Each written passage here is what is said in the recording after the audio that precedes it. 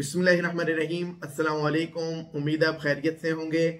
बहुत ही बड़ी न्यूज़ है, बहुत ही बड़ा बयान है वजीर खजाना का जनाब औरंगजेब साहब का कि प्लॉटों वालों के लिए और जो फाइल्स के इन्वेस्टर्स हैं उनके लिए कोई सपोर्ट नहीं मिलने वाली है। जैसा कि कुछ दिन पहले से ये चीजें चल रही थी कि प्रॉपर्टी सेक्टर के लिए जो है ना बहुत बड़ा रिलीफ आने जा रहा है, जिसमें जो एक टास्क फोर्स भी वजीर आजम की तरफ से बनाई गई थी और फिर वो कई मीटिंग्स उनकी चलती रही, डेढ़ महीने के करीब ये सारी चीजें चलती रही और एक्सपेक्ट किया जा रहा था कि फेडरल एक्साइज ड्यूटी जो है जो 3% से 7% है वो खत्म हो जाएगी।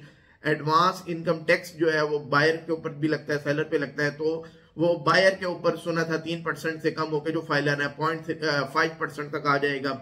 इस तरह की कई जो खबरें थी वो थी और लोग जो है ना वो टेक ऑफ के लिए जो इन्वेस्टर भी तैयार बैठा था और प्रॉपर्टी डीलर्स भी तैयार बैठे थे, लेकिन फिर वो ऐसा कुछ भी नहीं हुआ और वो मामला सारा खटाई में पड़ गया। और फिर एक अगली उम्मीद थी कि शायद 15 मार्च तक कोई नई चीज ऐसी आ जाए, लेकिन अब वजीर खजाना साहब ने जो है फैसलाबाद में जो उनका खिताब था उसके अंदर उन्होंने बता दिया कि फाइल्स मालकान के लिए या फाइल्स के इन्वेस्टर के लिए या प्लॉटों के इन्वेस्टर्स के लिए गवर्नमेंट कोई सपोर्ट नहीं करने जा रही है और जो भी सपोर्ट मिलेगी वो कंस्ट्रक्शन इंडस्ट्री के लिए मिलेगी। और हमारा भी शुरू से मौकिफ यही रहा है कि रियल एस्टेट में हम जो बात कर रहे होते हैं कि रियल एस्टेट आपको बेनिफिट देती है, पैसा कमा के देती है, वो बेसिकली कंस्ट्रक्शन इंडस्ट्री के साथ चीज जुड़ी हुई है। खाली प्लॉटों के ऊपर पाकिस्तान के अंदर आपको पता है कि जुआ होता है, सट्टा होता है और ये सारी मोनोपलीज की ये सारी गेम चल रही होती है, पूरी मोनोपली होती है। और 2021 के अंदर हमने देखा था एमनेस्टी आई और उसके नतीजे में लोगों की रेंज से बाहर प्लॉट चले गए। लोग बेचारे जो जेन्युइन बायर होते हैं, एंड यूजर होते हैं, जिन्होंने अपना जिंदगी में एक घर बनाना होता है, उनकी पहुंच से बाहर चीज चली गई। तो गवर्नमेंट के बहुत अच्छे इकदाम हैं, आप मेरे से इख्तलाफ कर सकते हैं, कमेंट में भी कर सकते हैं। एक तो ये कि नॉन फाइलर के ऊपर बहुत ज्यादा सख्तियां हो गई हैं कि भाई नॉन फाइलर क्यों है। एक बंदा अगर पाकिस्तान के अंदर पैसा कमा रहा है, उसके पास पैसा है, वो डिक्लेयर क्यों नहीं करता?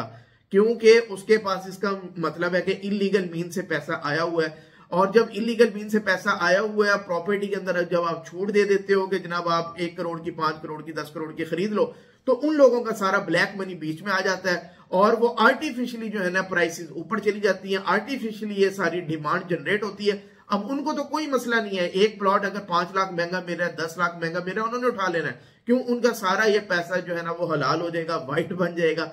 लेकिन वो बेचारा जो फाइलर भी है, जो अपना पूरे रिटर्न्स भी जमा कराता है, पाकिस्तान के अंदर कमा रहा है, तो उसकी रेंज से चीजें बाहर चली जाती थी। नॉन फाइलर के ऊपर जो सख्तियां हुई हैं बहुत अच्छा हुआ। अगर ये रिलीफ आ जाता तो उसके बाद वही सट्टेबाजी हो जानी थी यहाँ पे। तो अल्लाह ने किया कि वो अभी फिलहाल ऐसा कुछ भी नहीं हुआ। दूसरे नंबर पे ठीक है जी, नॉन फाइलर ना भी हो, फाइलर के अंदर भी अगर आप टैक्सेशन की इतनी ज्यादा छूट देते हो तो उससे भी क्या होता है कि डिमांड आपकी जनरेट हो जाती है और जो किसी खाते का प्लॉट नहीं होता वो भी ऊपर निकल जाता है, वो भी एक आम बंदे की पहुंच से दूर हो जाता है। अभी हमने लास्ट कुछ दिन पहले भी एक वीडियो की थी जिसमें मैंने एक सोसाइटी का नाम लेके बताया कि वहां पे रातों रात 20-20 लाख, 25-25 लाख, सिर्फ के ये न्यूज आ रही है, नोटिफिकेशन होने वाला, प्लॉट की प्राइसेस ऊपर चली गई। तो ये सारा कुछ, और खुदा ना खास्ता अगर ये हो जाता 15 फरवरी 20 फरवरी तक नोटिफिकेशन, तो यहाँ पे इस वक्त पूरे पाकिस्तान के अंदर हाल मची होनी थी। और वो बेचारा बंदा जिसने आज पैसे जोड़ जोड़ के प्लॉट के पैसे इकट्ठे किए, उसकी वो अब सोच ही नहीं सकता था कि घर बनाने का। तो गवर्नमेंट का ये अच्छा इकदाम है कि कंस्ट्रक्शन इंडस्ट्री के लिए पैकेज आएगा। जिसने भाई प्लॉट लेना है वो कंस्ट्रक्शन के लिए लेना।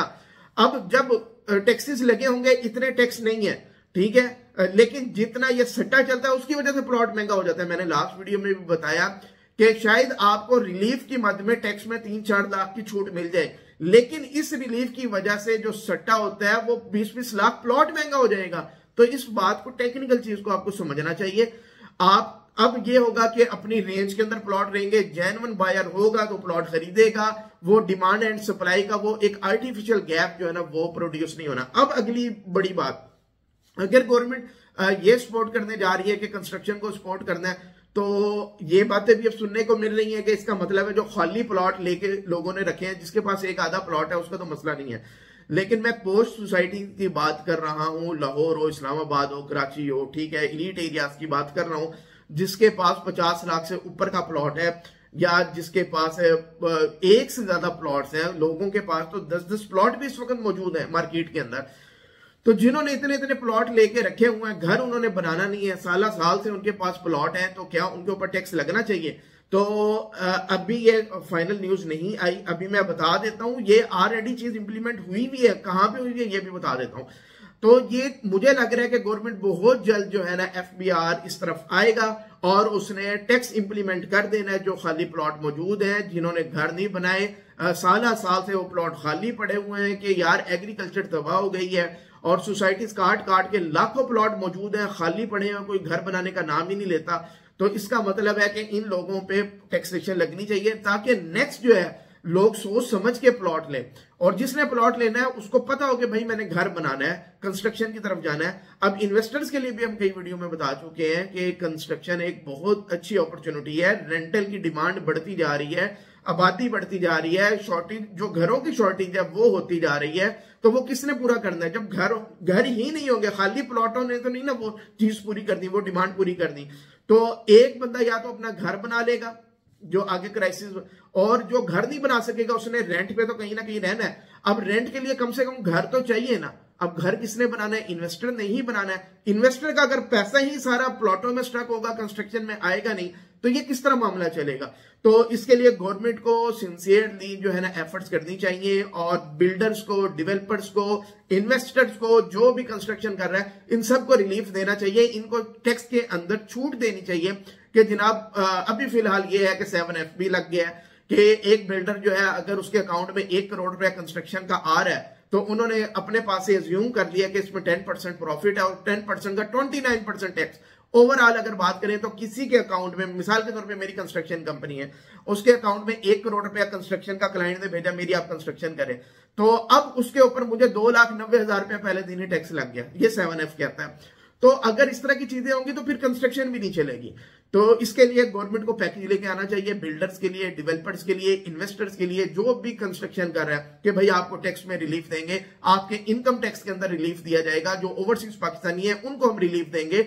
अब ओवरसीज पाकिस्तानी अक्सर जो है वो क्या चाह रहे हैं कि पाकिस्तान के अंदर हम घर बनाएं, उसको रेंट आउट करें, वहां से हमारी एक पैसिव इनकम जो है ना जनरेट हो जाए। अच्छा, खाली प्लॉटों के ऊपर बात हो रही थी। खाली प्लॉटों के ऊपर मुझे, मेरी अपनी पर्सनल अंडरस्टैंडिंग है कि बहुत जल्द अक्रॉस द बोर्ड जो है ना ये लग जाएगा। वो बेशक कमर्शियल प्लॉट हो, वो बेशक रेजिडेंशियल प्लॉट हो, एक टाइमलाइन होगी कि इतनी प्राइस से ज्यादा का अगर प्लॉट है और इतने टाइम से अगर खाली पड़ा हुआ है, कोई उसके ऊपर कंस्ट्रक्शन नहीं कर रहा, तो उसके ऊपर फिर टैक्स बनता है, और ये वाकई ही बनना चाहिए इसके ऊपर टैक्स। अब मैं बता देता हूं कि ये टैक्स ऑलरेडी लगा हुआ है, ये पेनल्टीज ऑलरेडी लगी हुई है बहरिया टाउन के अंदर और DHA के अंदर। अगर किसी को नहीं पता तो मैं बता दूं, ये आज से नहीं है, बहुत साल पहले से लगी हुई है। अब हमारे कई दोस्त हैं जिनके DHA में प्लॉट पड़े हैं, बहरिया टाउन में प्लॉट पड़े हैं, उनको पता ही नहीं है। हर महीने 3 साल का मैक्सिमम टाइम होता है जी। जिस दिन उसको पोजेशन मिल जाता है ना, प्लॉट का पोजेशन उसको हैंड ओवर हो जाता है, उसके नाम पे पोजेशन ट्रांसफर हो जाता है, उस दिन से टाइम काउंट आपका शुरू हो जाता है, टाइमर आपका स्टार्ट हो जाता है। आप DHA में हो, आप बहरिया टाउन में हो, आपको पर मंथ के हिसाब से फाइन लगना शुरू हो जाता है। और जब साल लोगों के प्लॉट पड़े हैं, अगर आपका भी बहरिया टाउन में DHA में कहीं प्लॉट है, भाई उनके हेड ऑफिस वगैरह कॉल करके पता कर दें कि ये आपका प्लॉट है, उस पर क्या चार्जेस वगैरह इस वक्त है, कोई है नहीं है। क्योंकि अभी पिछले दिनों मेरे एक साहब से बात हो रही थी, तो उन्होंने बताया कि मुझे तो ये रूल पता ही नहीं था। एक सोसाइटी बहरिया DHA में उनका प्लॉट था, कहते मुझे तो ये चीज पता ही नहीं थी कि ये, मैंने कहा ये तो हमने भी अपनी वीडियोस में पहले बताया हुआ है। तो कहते हैं जी मैंने अब कंस्ट्रक्शन करनी है, तो मुझे तकरीबन 3 लाख से ऊपर जो है ना पेनल्टीज पड़ चुकी हैं कि मैंने क्योंकि टाइमली 3 साल के अंदर कंस्ट्रक्शन शुरू नहीं की, कंस्ट्रक्शन का NOC नहीं दिया, तो मुझे फाइन पड़ गया। तो भाई ये ऑलरेडी पेनल्टीज इन सोसाइटीज ने लगा दी हैं ताकि खाली प्लॉट ना पड़े रहे, सोसाइटी डेवलप हो, ताकि वही बंदा प्लॉट खरीदे जो वहां पे कंस्ट्रक्शन करना चाह रहा है। अदरवाइज वो तो खाली प्लॉट पड़े रहेंगे, ना सोसाइटी आबाद होगी। जब सोसाइटी आबाद नहीं होगी तो रियल एस्टेट की कीमत भाई जेन्युइनली ऊपर कैसे जाएगी? आर्टिफिशियली तो दूसरा तरीका है ना, वो फेक तरीके से लाके आप कर दो, लेकिन जेन्युइनली रियल एस्टेट की प्राइस तभी ऊपर जाती है जब इलाका आबाद होता है, पॉपुलेशन बढ़ती है, घर बनते हैं, डेवलपमेंट बढ़ती है, लोगों की हलचल होती है, तो उसके बाद कमर्शियल की मार्केट्स की डिमांड बढ़ती है, फिर कमर्शियल प्रॉपर्टीज भी चलती है। ये एक जेन्युइन तरीका है करने का, और ये बहरिया टाउन और डीएचए के अंदर भाई ये ऑलरेडी लगा हुआ है, ये कोई अनहोनी बात नहीं है। और अगर यही मॉडल गवर्नमेंट जो है ना बाकी हर जगह इंप्लीमेंट कर दे, लेकिन इसके अंदर ये नहीं होना चाहिए कि 20 लाख 25 लाख वाला प्लॉट भी बीच में कैटेगरी में आ गया डीसी रेट के मुताबिक, जिसकी एक वैल्यू कम से कम 50 लाख 60 लाख से ऊपर हो, या मल्टीपल जिसके पास प्लॉट्स हैं, और उनको इस कैटेगरी में शामिल करना चाहिए। और फिर मैं देखता हूं कि किस तरह ये सट्टेबाजी होती है, ये सारी मोनोपोलीज होती है, ये कारोबार जो है ना सट्टेबाजी का, इंशाल्लाह ये वैसे ही खत्म हो जाना। लेकिन दूसरे एंड पे कंस्ट्रक्शन सेक्टर को बहुत ज्यादा चीजें जो है ना वो देनी पड़ेंगी, इंसेंटिव देनी पड़ेंगे, रिलीफ देने पड़ेंगे। उम्मीद है वीडियो पसंद आई होगी। आप मेरी ओपिनियन से इख्तलाफ भी कर सकते हैं, नीचे कमेंट बॉक्स में हमें बता भी सकते हैं कि आप क्या सोचते हैं इस बारे में। डिस्क्रिप्शन के अंदर हमारा इन्वेस्टर ग्रुप का लिंक आ रहा है। हमारी जो कंपनी है, एक तो कंस्ट्रक्शन की सर्विसेज लाहौर में दे रही है, इसके अलावा जो हाई राइज अपार्टमेंट बिल्डिंग्स है उसमें कमर्शियल शॉप्स हो, या जो अपार्टमेंट्स हो, स्टूडियो 1 बेड 2 बेड और या पेंट हाउस वगैरह, इंस्टॉलमेंट के ऊपर जो ऑथेंटिक प्रोजेक्ट्स हैं, जो अप्रूव्ड एरियाज के अंदर है, ऑथेंटिक प्रोजेक्ट्स हैं, हम उनके ऊपर वर्किंग कर रहे होते हैं, काम कर रहे होते हैं। उसमें हम इंस्टॉलमेंट के ऊपर 2 साल 3 साल 4 साल के इंस्टॉलमेंट प्लान के ऊपर इन्वेस्टमेंट्स करवा रहे होते हैं। और मेरा ख्याल है कि आज के टाइम में या आप प्लॉट लेके अपना घर बना लें, नहीं है पैसे तो फिर आप कोई पैसिव इनकम के लिए अपना अपार्टमेंट वगैरह ले लें, जहां ऐसी लोकेशन का अपार्टमेंट हो जो वाकई ही कल को आपको बेनिफिट भी दे, क्योंकि कंस्ट्रक्शन रोज महंगी हो रही है। इसके अलावा या आप कमर्शियल शॉप वगैरह बुक कर लें जो आपको एक अच्छी पैसिव इनकम देगी। उम्मीद है वीडियो पसंद आई होगी, कमेंट करके लाजमी बताइएगा, और इन्वेस्टर ग्रुप का लिंक आ रहा है नीचे, वो लाजमी ज्वाइन कर लें। Thank you very much.